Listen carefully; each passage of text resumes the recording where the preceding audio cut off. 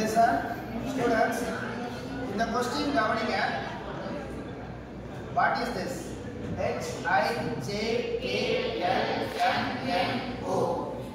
So alphabets. Okay. Where?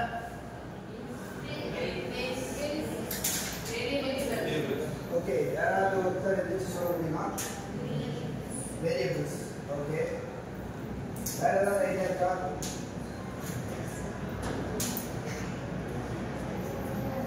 அதாவது ஒரு code word மாதிரி இன்டைரக்டா சொல்ற மாதிரி டைரக்டா இல்லாம ஒரு விஷயத்தை இன்டைரக்டா சொல்ற மாதிரி இருக்கு அந்த இன்ஃபர்மேஷன். ஸோ அதில் இருந்து நீங்க ஃபைண்ட் பண்ணணும்.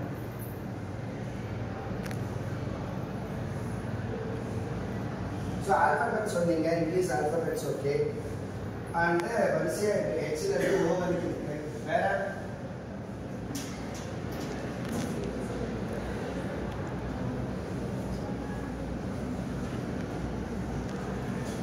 ஏதாவது சொல்லுங்க. தட் மீன்ஸ் ஏதாவது க்ளூ கொடுத்தா கண்டுபிடிப்பீங்களா? சயின்ஸ் சொல்றீங்களா?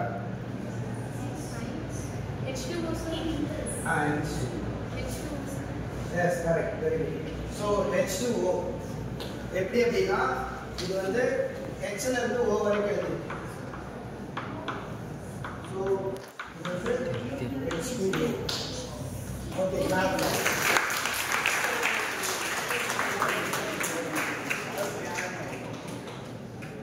So this are next question. உங்க சைடு வந்து இன்டராக்ஷன் எல்லாரும் என்ன நல்லா இருக்கும். அப்படி இல்லைன்னா ஃபார்முலா தான் கேட்பேன். இந்த கொஸ்டின் பாருங்க. O T T F F S S.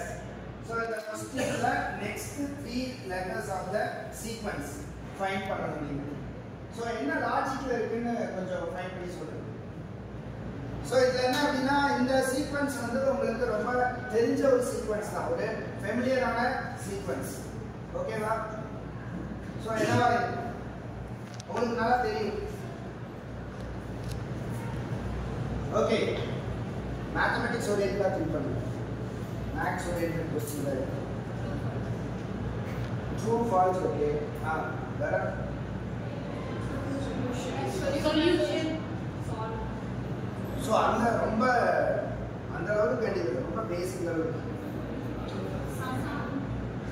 Some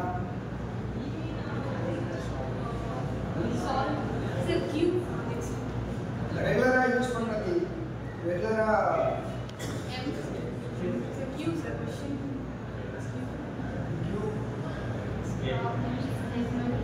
okay. Listen, first letter O, second letter T, அப்புறம் அகைன் T, அப்புறம் F, அப்புறம் F.